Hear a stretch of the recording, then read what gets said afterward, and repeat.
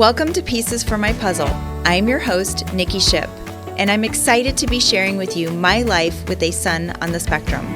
This podcast is for anyone who is looking for quick tips and perspective, but most of all, for hope and inspiration. So sit back, relax, and let's put the pieces together.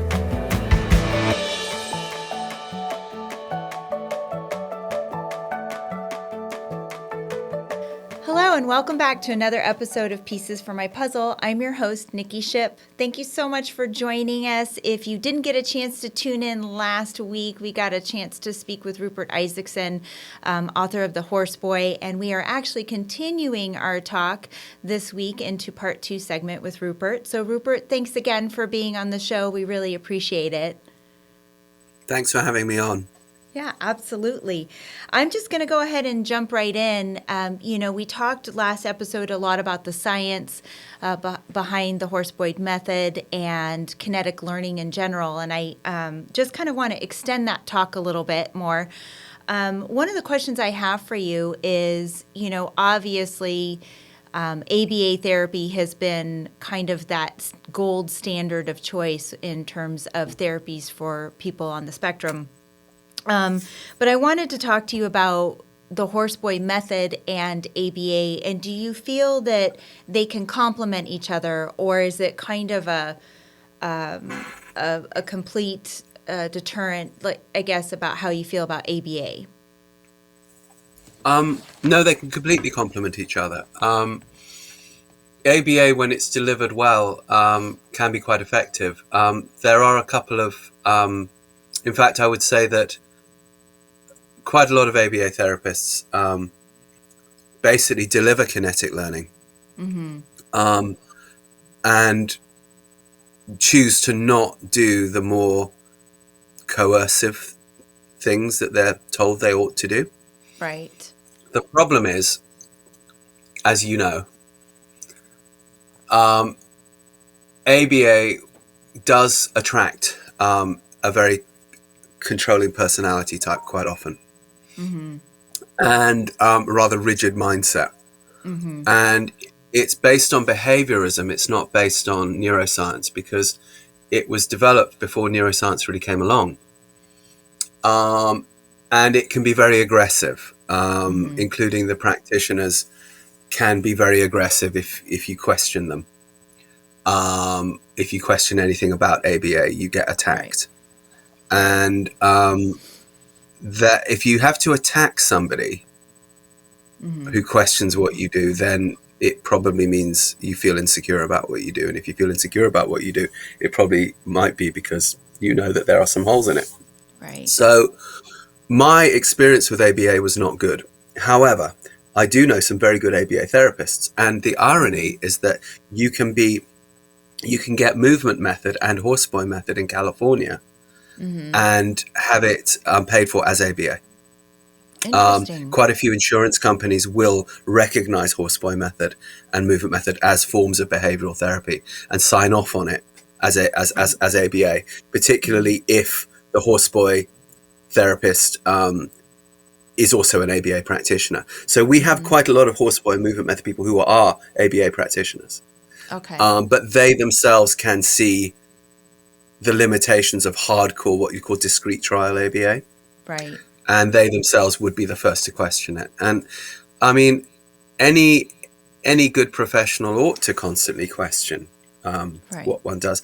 I had a very interesting experience about 5-10 years ago or so. I was at a conference in Houston, and in the audience there happened to be a man in his 80s who had been, it turned out, Lovaas's roommate in college. Lovaas being the Norwegian guy who invented ABA. Right. And he said some interesting things. He said, Lovaas was not really interested in children. He was interested in science at the time. He was very coercive. He was quite an aggressive man.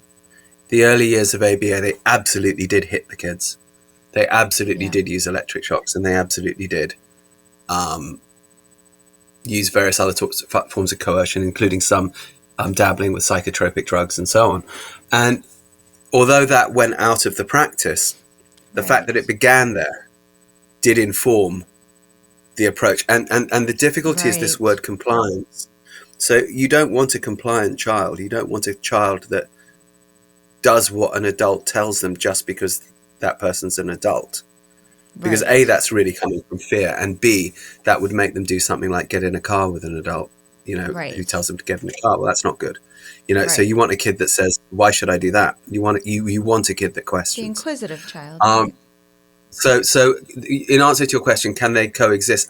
Can they complement each other? For sure, there are some very good aspects of ABA. If they're delivered by somebody who will sort of edit out the coercive aspects of it. But that's going to be a little bit individual by individual and therapist by therapist. And I know a lot of people who are ABA therapists who don't really believe in the compliance aspect at all, but they Right. just became ABA certified so that they could deliver something that insurance would pay for. Right. And then they sort of do it their own way. And there's an awful lot of that out there.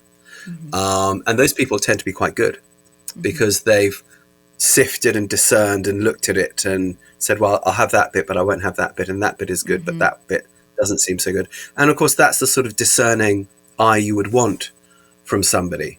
A horseboy method and movement method can coexist with any other method. And I would always encourage people to do a range of therapies, Right. never just one, because you never know Right.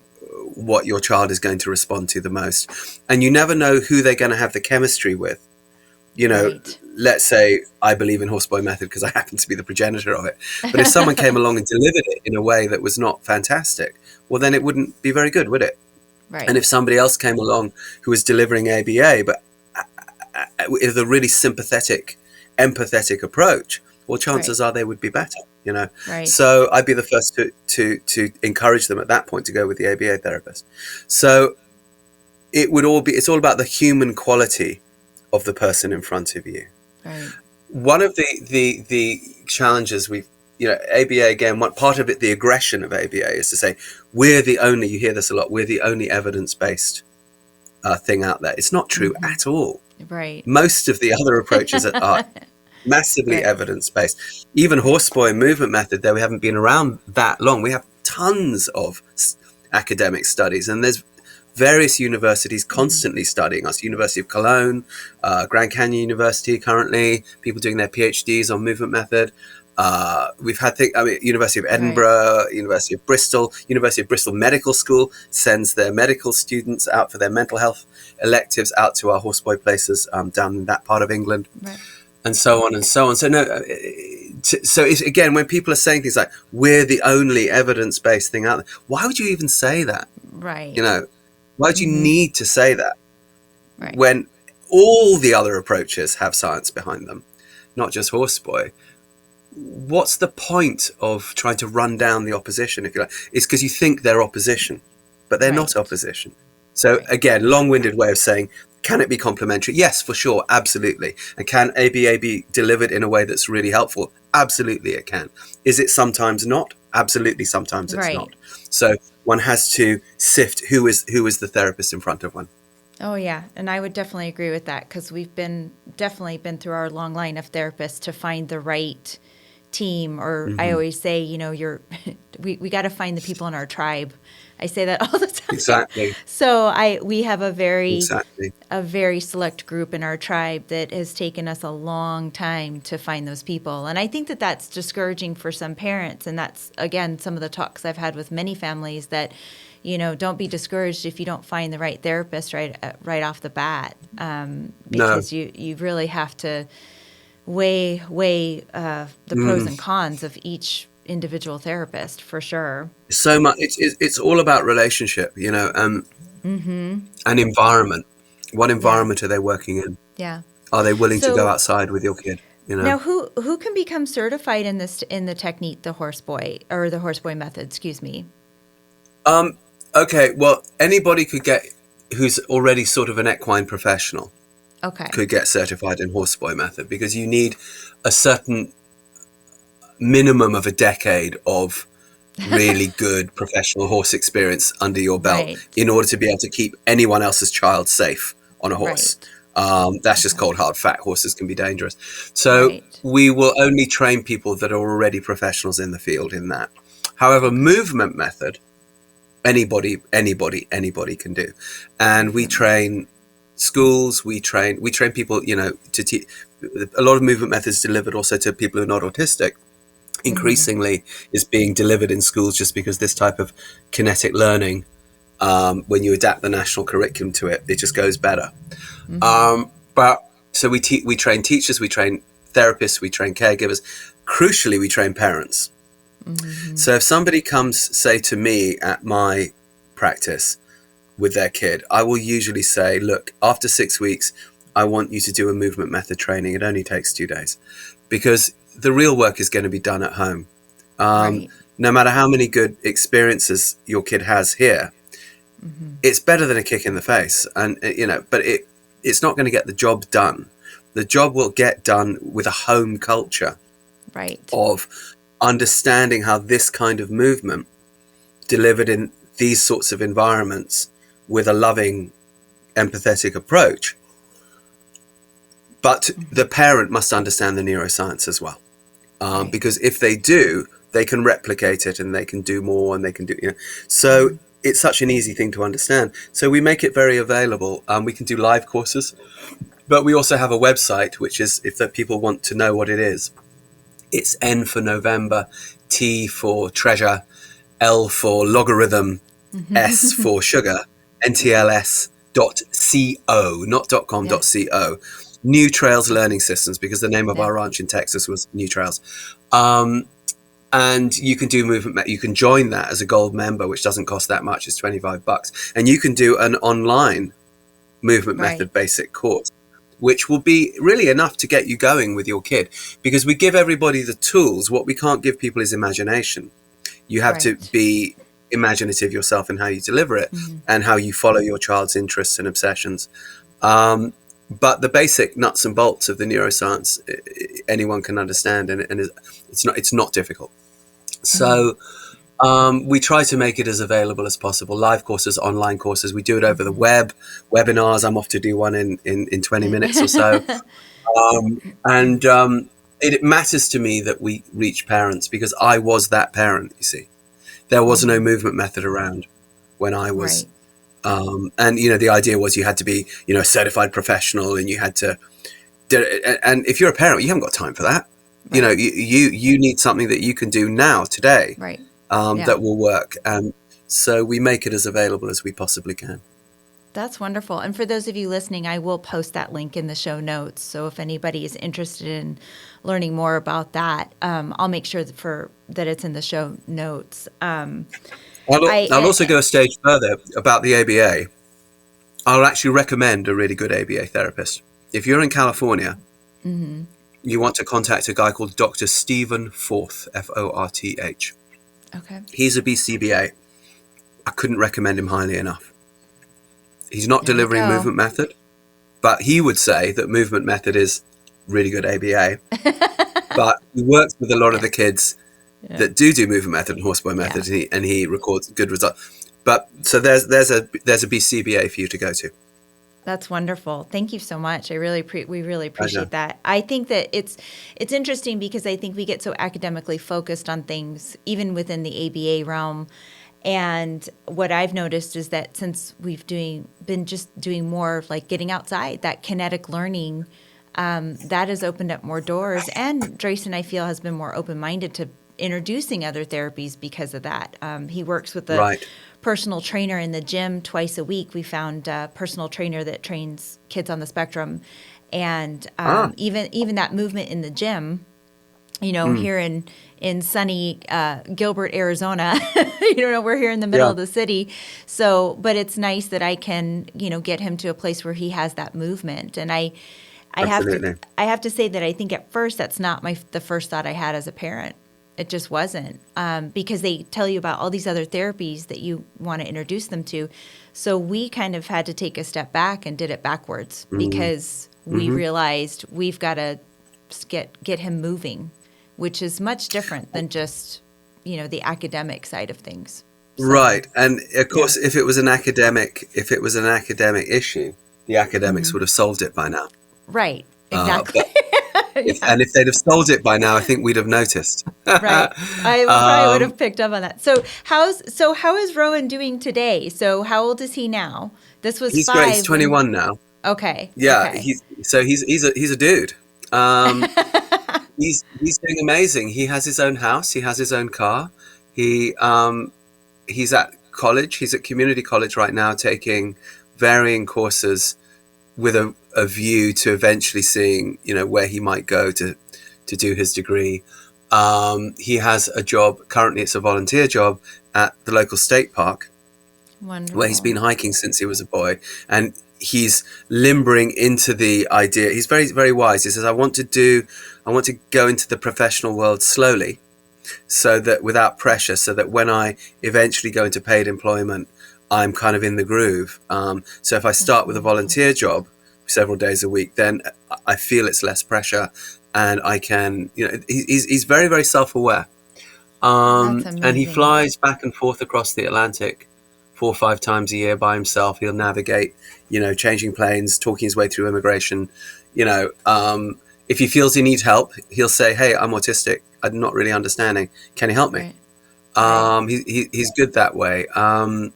He is still extremely interested in zoology, which was always his thing, and is looking probably at work somewhere in that field somehow.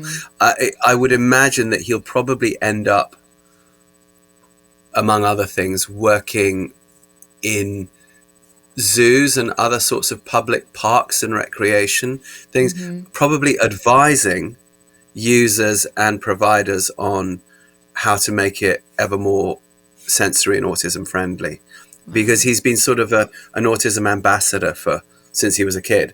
And he comes and he helps me do movement method trainings. We meet in all sorts of interesting places. Last year we were doing them together in Ireland, in different parts of the USA, in Germany, in the UK. And he's just sort of easing into that ambassadorial sort of a role. He's super charming. He's very, very, very British charm. So doors just fly open for him. Oh, that's so. Could you possibly? Oh yes, I absolutely possibly could. He's the most charming dude. That's so adorable. That's wonderful to hear. What advice would you have for parents that are facing a new diagnosis? Easy. It's not what you'd expect.